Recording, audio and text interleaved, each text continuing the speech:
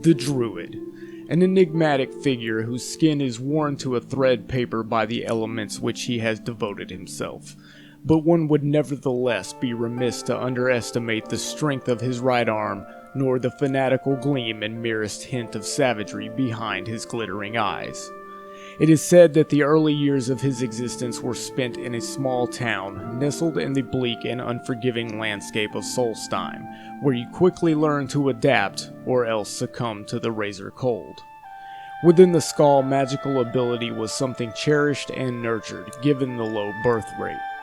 In contrast with other magical communities, Skull shamans felt that their affinity with the arcane was bred from a connection with the natural world and its rhythms, the like of which was rooted deep within their culture, traditions, and superstitions. It may come as a surprise, therefore, that the Druid's magical ability passed unnoticed, under a layer of social seclusion and awkwardness, even by the standards of his own people. It was not that he was unpleasant to talk to in those early days before the inhuman part of his nature warped his mind. Far from it. But he was by no means forthcoming with his emotions and lacked the necessary social skills to develop friendships with even the small number of children among the Skull. It was due to this unhappy truth that the Druid found himself walking alone and light-footed along the snow drifts which encircled the village. However, such antics are ever unpredictable, and fate was against him. He was lithe as a year-old cat, as all Skull children are, but for just an instant it was not enough.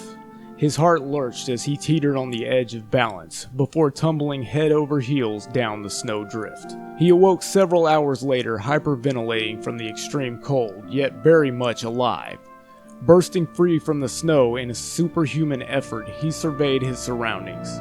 It was the same vistas of snow and trees, the same bird song, but with notable differences.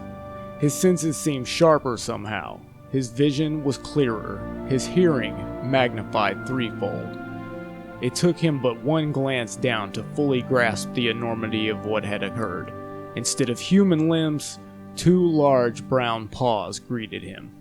After his momentous discovery, the Druid continued to experiment with this half of his identity to its fullest extent, and for the next 5 years was able to find excuses to get away from his kinsmen to hunt in the far reaches of Solstheim, always ensuring that he was as far away from civilization as possible, as he knew that if he was discovered whilst having transformed into a werebear, both parties would be in mortal danger.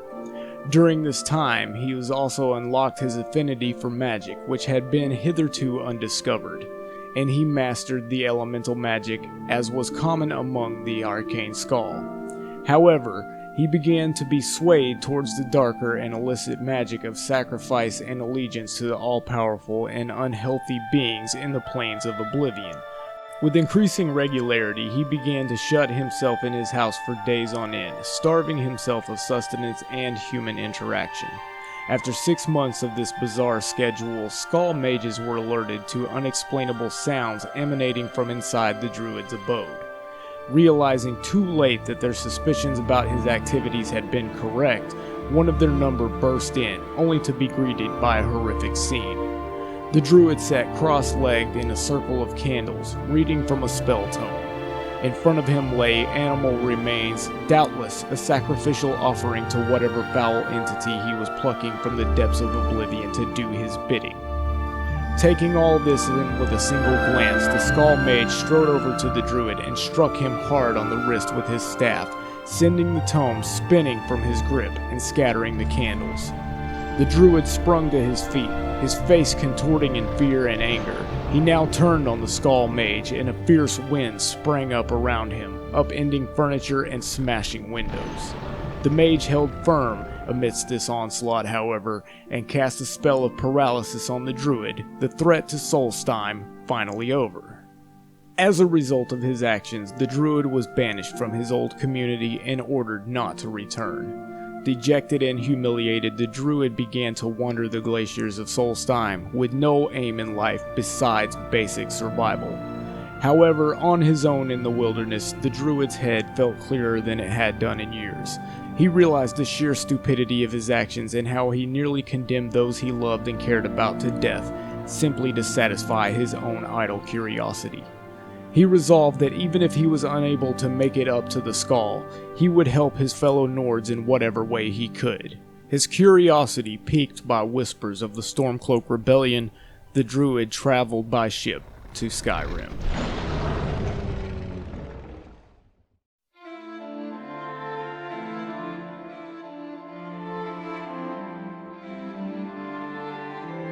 Role-playing the Druid is a rather simple affair. He is good-hearted and cares much for the land as well as its people. He is quite willing to help the good people of Skyrim while bringing down the wrath of Nirn upon the wicked. Even more important are any quests to serve the good of the land as a whole, such as restoring the Gildergreen. This leaves a lot of quest options open to you. The Druid will of course follow through the primary quest line as well as Dragonborn, as Alduin and Miraak are obviously the greatest of threats to Nirn. The Druid will side with the Dawnguard in their crusade against the vampires, unholy abominations neither born from nor concerned with the well-being of the land. He will of course join the Companions, both as a means to obtain the beast form in-game, as well as due to the inherent honor amongst the Shield Brothers. Should you choose to become involved in the Civil War, the Druid will side with the Stormcloaks. While he holds no ill will toward the Aldmeri Dominion as a whole, the Thalmor represent a threat to the well-being of his home in his eyes, a threat he won't hesitate to put his life on the line to stop, for though he may be many things, he is still a Nord through and through. While the Druid is competent with his spear, he is far from a master of the martial arts, preferring to use his command of the land against his foes. Therefore, combat will be primarily a ranged affair. You will send your elemental thralls as well as your bear companion into the front lines to keep the enemy at a distance while you rain hell on them from afar. Should melee be inevitable, you will have your spear to back you up, as well as using Whirlwind Cloak and your available shouts and spells to keep the enemy forces in disarray. However, should the need arise, or should you simply feel the need for physical violence, you will always have your Werebear form to rely on.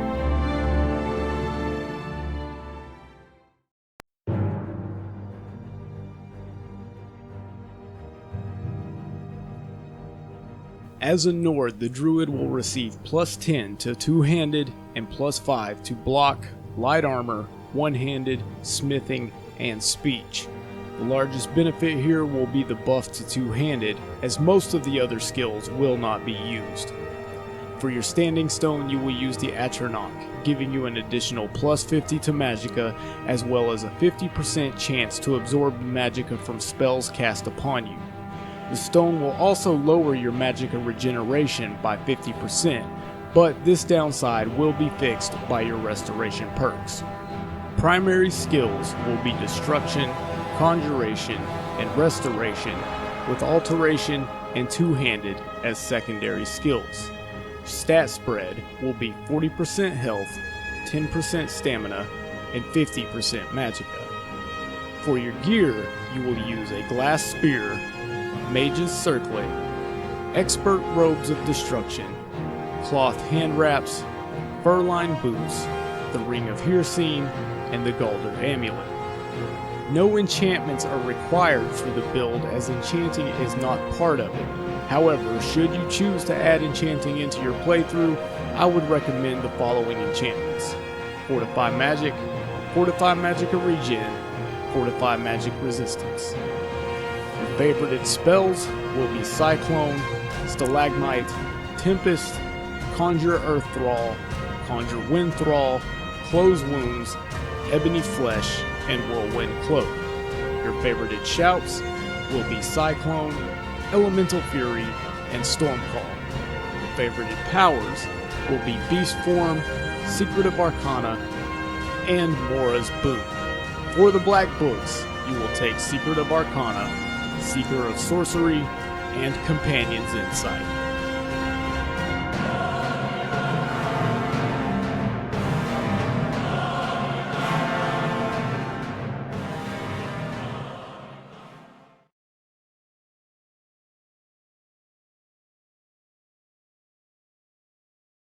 In the perk trees, you will use the following. In Destruction, you will take Novice, Apprentice, Adept, Expert, and Master Destruction, reducing the cost of associated spells by 50%. Destruction Dual Casting, allowing you to overcharge spells using both hands to cast more powerful versions of them. Impact, which gives destruction spells that are dual cast a chance to stagger enemies. 1 point of Augmented Shock, causing shock spells to deal 25% more damage. Augmented Wind, causing wind spells to deal 50% more damage. Gale Force, causing wind damage to have a chance to blow away enemies with low health. 1 point of Augmented Flames, making flame spells deal 25% more damage. Augmented Earth, causing earth spells to deal 50% more damage. And Armor Crusher, causing earth spells to make targets more vulnerable to physical damage when low on health. While you won't use shock or flame spells, Augmented Shock and Augmented Flames are required in order to reach Augmented Wind and Augmented Earth. In Conjuration, you will take Novice, Apprentice, Adept, Expert, and Master Conjuration, reducing the cost of associated spells by 50%. 2 points of Summoner, allowing you to summon Atronachs 3 times further away. Atromancy, doubling the duration of your summoned Atronachs. Elemental Potency, causing your summoned Atronachs to be 50% more powerful. And Twin Souls, which will allow you to summon 2 Atronachs at the same time. In Restoration, you will take Novice, Apprentice, Adept, and Expert Restoration, reducing the cost of associated spells by 50%. Restoration Dual Casting, allowing you to overcharge spells and cast more powerful versions of them using both hands. 2 points in Recovery, causing your magicka to regenerate 50% faster. Avoid Death, allowing you to heal 250 HP if your health falls below 0 once per day. Regeneration, causing your healing spells to restore 50% more health. And Respite, allowing your healing spells to restore stamina as well as health. In Alteration, you will take Novice, Apprentice, Adept, and Expert Alteration, reducing the cost of associated spells by 50%. 3 points of magic resistance, blocking 30% of spell effects cast upon you. Stability, causing alteration spells to last 50% longer. Atronach, giving you the ability to absorb 30% of all spells cast at you. And 3 points of Mage Armor, causing skin spells to be 3 times stronger when not wearing armor. And in Two-Handed, you will take 5 points of Barbarian, allowing two-handed weapons to deal twice as much damage. And of course, you will take all of the perks in the Werewolf tree.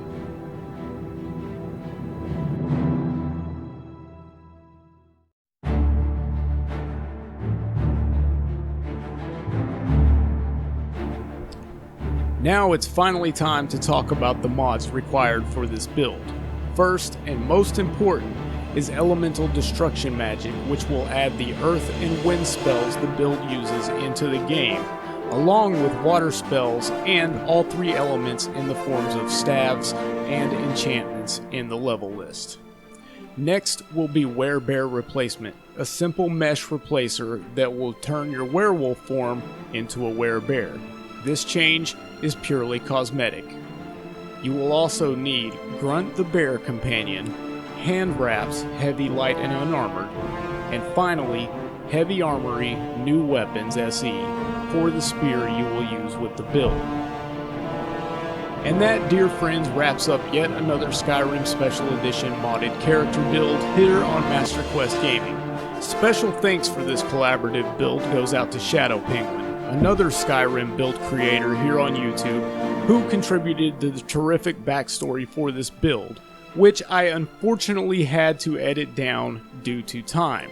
I will include his full story down in the comments below, and you will also be able to find it on the Skyrim Calculator. Be sure to check out his channel as well and show him some love by giving him some views, likes, and subbing to his channel. Links to it will be at the tail end of the video as well as down in the details section. Thank you guys as always for watching and supporting the channel. I'll be back in a couple more weeks with a brand new build. Happy questing, everybody.